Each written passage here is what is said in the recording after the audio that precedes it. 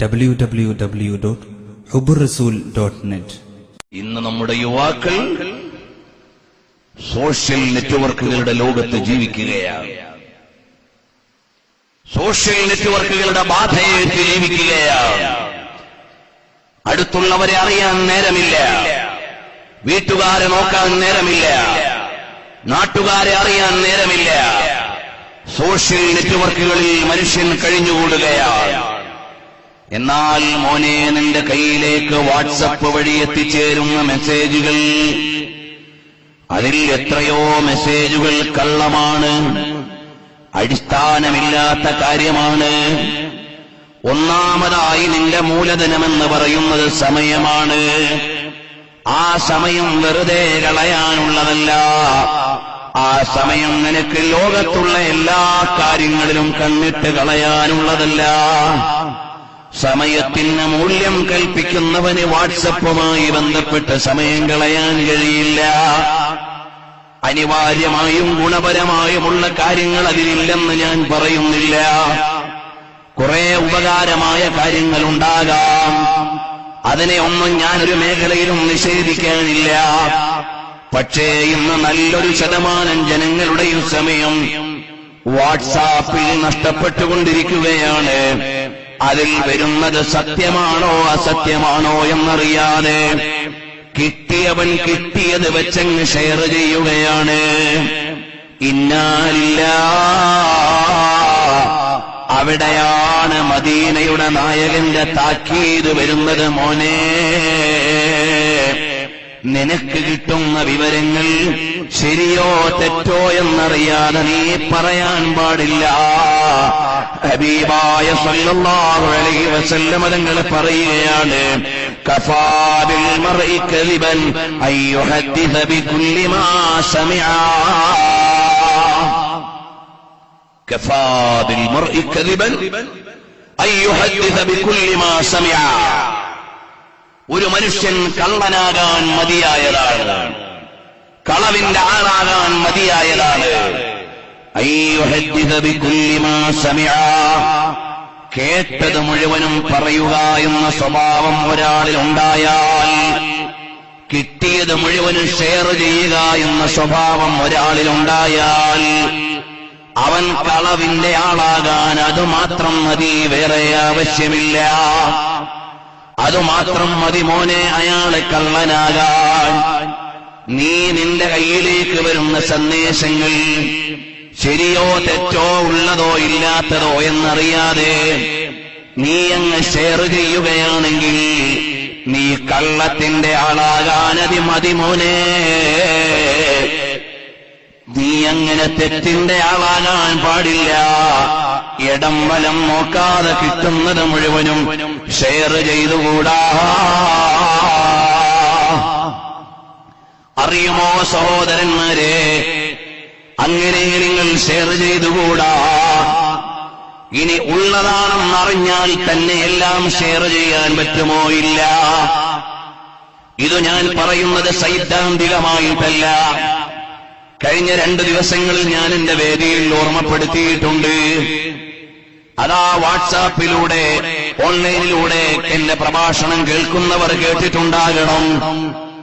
അതാ പ്രിയമുള്ള സഹോദരന്മാരെ, ഒരടിസ്ഥാനവുമില്ലാതെ ആളുകൾ വാർത്തകളങ്ങ് ഷെയർ ചെയ്യുകയാണ്. എനിക്ക് തന്നെ നേരിട്ടറിയുന്ന കുറെ കാര്യങ്ങളുണ്ട്. കഴിഞ്ഞ ആഴ്ചയിൽ ഞാൻ പൂനെയിൽ ചെന്നപ്പോൾ ഒരാൾ പറഞ്ഞു, ഉസ്താദേ, ഉസ്താദിന്റെ 2 മക്കളെ ഞാൻ കണ്ടു. ഹസൻ, ഹുസൈൻ എന്ന 2 മക്കളെ കണ്ടു. ഞാൻ ചോദിച്ചു, അതെവിടെന്നാണ് കണ്ടത്? ടിൻസുകളായ 2 മക്കളെയും ഞാൻ കണ്ടിട്ടുണ്ട്. ഇരട്ട മക്കളായി എനിക്ക് മക്കളില്ല. ഹസനും ഹുസൈനും എന്ന് പേരുള്ള മക്കളും ഇല്ല. പിന്നെ ഇയാൾ എവിടെന്നാണ് കണ്ടത്? ഞാനൊരു സ്ഥലത്ത് ചെന്നപ്പോൾ ടിൻസുകളായ ഒരേ പ്രസവത്തിലുള്ള 2 മക്കളെ ആ കുട്ടികളുടെ വാപ്പ കൊണ്ടുവന്നൊന്ന് മന്ത്രിക്കാൻ തന്നു. ഞാൻ അവരെ 2 കൈയിലായി വെച്ചുകൊണ്ട് ഫാത്തിഹയോ സ്വലാത്തോ ഒക്കെ ഓതിയിട്ട് മന്ത്രിച്ചു കൊടുത്തു. അപ്പോഴേ കാരോ എടുത്ത ഫോട്ടോ ദുനിയാവിലങ്ങ് ഷെയർ ചെയ്തു. ഏതോ ഒരുത്തൻ അടിക്കുറിപ്പെഴുതി ഇത് ഫാറൂഖ് നഈമിയുടെ മക്കളാണെന്ന്. അങ്ങനെ കണ്ട ഒരാൾ പറയുന്നു നിങ്ങളുടെ മക്കളെ കണ്ടു എന്ന്. പ്രിയമുള്ളവരെ, കുറെ ആളുകൾ ധരിച്ചുപോയി അതിന്റെ മക്കളാണെന്ന്. ഞാൻ നേരിട്ട് അറിയുകയാണ്. ഞാൻ ഇന്ന് ഇങ്ങോട്ട് വഴുതിന് വരുമ്പോൾ വീട്ടിൽ നിന്ന് വിളിക്കുന്നു വീട്ടുകാർ, എന്തേ നമ്മുടെ മക്കളെ കണ്ടു എന്ന് പറഞ്ഞിട്ട് പലരും വിളിക്കുന്നുണ്ടല്ലോ. ആ മക്കളേതാണ്? പ്രിയമുള്ളവരെ, കണ്ടില്ലേ? ഇതുപോലെ എന്തെല്ലാം പ്രചരണങ്ങളാണ് ഒരടിസ്ഥാനവുമില്ലാതെ അങ്ങ് പ്രചരിപ്പിക്കുകയാണ്. എത്രയോ ഗുരുതരമായ കാര്യങ്ങളാണ് നീ മറ്റുള്ളവരെ കുറിച്ച് എഴുതിയില്ലേ, എഴുതി വന്നത് പ്രചരിപ്പിച്ചില്ലേ? എന്റെ പ്രിയമുള്ള സഹോദരാ, അതുകൊണ്ട് നീ നിന്റെ സോഷ്യൽ നെറ്റ്വർക്കിൽ ഇടപെടുമ്പോ ഇവിടെ എന്റെ ഹബീബിന്റെ പാഠമെന്താണ്? കഫാബിൽ മർഇ കദിബൻ അയ്യുഹദ്ദിസ ബികുല്ലി മാ സമിഅ. കേട്ടതെല്ലാം കിട്ടിയതെല്ലാം ഷെയർ ചെയ്തുകൂടാ എന്നത് റസൂലുള്ളാഹിന്റെ പാഠമാണ്. അതുകൊണ്ട് എനിക്ക് എല്ലാം അങ്ങ് വിട്ടു പറഞ്ഞുകൂടാ. കഴിഞ്ഞ ആഴ്ചയിൽ ഗൾഫിൽ നിന്ന് ഒരാൾ വിളിക്കുന്നു, ഈ നാട്ടുകാരനാണ്. വിളിച്ചിട്ട് പറഞ്ഞു, ഉസ്താദേ, നിങ്ങൾ ആ ജൗഹരി മരണപ്പെട്ട ദുഃഖത്തിലായിരിക്കും എന്ന് വിചാരിച്ചിട്ടാണ് ഞാൻ രാവിലെ വിളിക്കാൻ. ഞാൻ ചോദിച്ചു, ഏത് ജൗഹരി? ഷഫീഖ് ജൗഹരി. അദ്ദേഹം കഴിഞ്ഞ റബീഉൽ അവ്വൽ 12 മൗലിദ് ഓതിയിട്ട് വരുന്ന വഴിക്കോ മരണപ്പെട്ടു പോയ ആളാണ്. അല്ലാഹു ഖബർ സ്വർഗ്ഗാക്കി കൊടുക്കട്ടെ. അതെടുത്തിട്ട് കഴിഞ്ഞ ആഴ്ച ഒരുത്തൻ പോസ്റ്റ് ചെയ്യുന്നു. ആളുകൾ മനസ്സിലാക്കുന്നു ഇന്നാണ് അദ്ദേഹം മരിച്ചത്. നിങ്ങൾ ആലോചിച്ചു നോക്കൂ, ഇതുപോലെ യാതൊരു തുമ്പും വാലുമില്ലാതെ ആളുകൾ തോന്നിയതുപോലെ തോന്നിയത് മുഴുവനും എഴുതിവിടുന്നൊരു ലോകമാണ്. നീ അതിലുണ്ട് വിശ്വസിക്കാൻ പാടില്ല. ഇനിയോ സോഷ്യൽ നെറ്റ്വർക്കായതുകൊണ്ട് ഹറാമ് ഹലാലാവൂല. പത്രത്തിൽ ജോലി ചെയ്യുന്ന മുസ്ലിമിന് ഇഷ്ടമുള്ളത് മുഴുവനും റിപ്പോർട്ട് ചെയ്യാൻ പറ്റില്ല. പത്രസ്വാതന്ത്ര്യമെന്ന് പറഞ്ഞാൽ കളവ് പറയാനുള്ളതല്ല. പത്രസ്വാതന്ത്ര്യമെന്ന് പറഞ്ഞാൽ കളവ് എഴുതാനുള്ളതല്ല. പത്രസ്വാതന്ത്ര്യമെന്ന് പറഞ്ഞാൽ ഒരാളെ അപകീർത്തിപ്പെടുത്താനുള്ളതല്ല. ഇഷ്ടമുള്ളത് മുഴുവനും എഴുതിവിടാനോ അടിച്ചുവിടാനോ ഉള്ളതല്ല. വിഷ്വൽ മീഡിയകളിൽ ഓരോ കാര്യങ്ങൾ കൈകാര്യം ചെയ്യുമ്പോ അടിസ്ഥാനമില്ലാത്ത കാര്യങ്ങൾ ചോദിച്ചിട്ട് സമയം കൊല്ലുന്ന മീഡിയ പ്രവർത്തകനുണ്ടെങ്കിൽ, മോനെ, നിനക്കുമുണ്ട് നിയമം, നിനക്കുമുണ്ട് അള്ളാഹുവിന്റെ പരീക്ഷണം, നിനക്കുമുണ്ട് അള്ളാഹുവിന്റെ നിയമങ്ങൾ. ഏത് മതക്കാരനായാലും വിശ്വാസിയായാലും നമ്മൾ സാമൂഹികമായ സുരക്ഷ കൂടി നോക്കേണ്ടവരാണ്. ആരെയും അപകീർത്തിപ്പെടുത്തിക്കൂടാ. ഇനി ഉള്ള കാര്യം തന്നെയാണ് നിനക്ക് ഷെയർ ചെയ്യാൻ പറ്റുമോ? ഉള്ളതെല്ലാം ഷെയർ ചെയ്യാനുള്ളതല്ല. ഒരാൾ ചെയ്ത തെറ്റ് അവന്റെ കൂട്ടുകാരനതാ ഫോട്ടോയിൽ പകർത്തുകയാണ്. ഒരുത്തൻ മദ്യപിച്ചു പോയി. കൂട്ടുകാരൻ ചെയ്യേണ്ടത് മദ്യപിച്ചുകൊണ്ടിരിക്കുന്ന ഫോട്ടോ എടുത്തിട്ട് ഷെയർ ചെയ്യലല്ല, അത് മറ്റൊരു കുറ്റമാണ്, അത് വേറൊരു പാതകമാണ്. ഒരുത്തൻ ഒരന്യ പെണ്ണുമായി സംസാരിച്ചുകൊണ്ട് നിൽക്കുന്നു, അത് തെറ്റാണ്.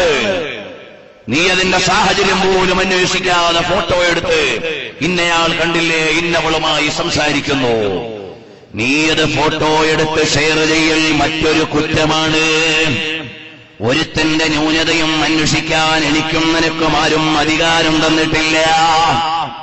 ഒരാളുടെയും പിന്നാലെ പോകാൻ നിനക്ക് അധികാരം തന്നിട്ടില്ല. ഹബീബായ സല്ലല്ലാഹു അലൈഹി വസല്ലം തങ്ങളുടെ നിയമം വരികയാണ്, അൽ മുസ്ലിമു മൻ സലിമൽ മുസ്ലിമൂന മിൻ ലിസാനിഹി വയദിഹി. യഥാർത്ഥ മുസ്ലിമാരാണ് അവന്റെ നാവുകൊണ്ടോ അവന്റെ കൈകൊണ്ടോ വേറെ ഒരു മുസ്ലിമിനെയും പ്രയാസപ്പെടുത്താത്തവനാണ്, വേറെ ഒരു മുസ്ലിമിനും വേദനയുണ്ടാക്കാത്തവനാണ്. എന്റെ നാവും എന്റെ കൈയും വേറൊരു മുസ്ലിമിനും പ്രയാസമുണ്ടാക്കാതിരിക്കുമ്പോഴാണ് ഞാൻ യഥാർത്ഥ മുസ്ലിമാകുന്നത്. അതെങ്ങനെയാണ് മോനെ?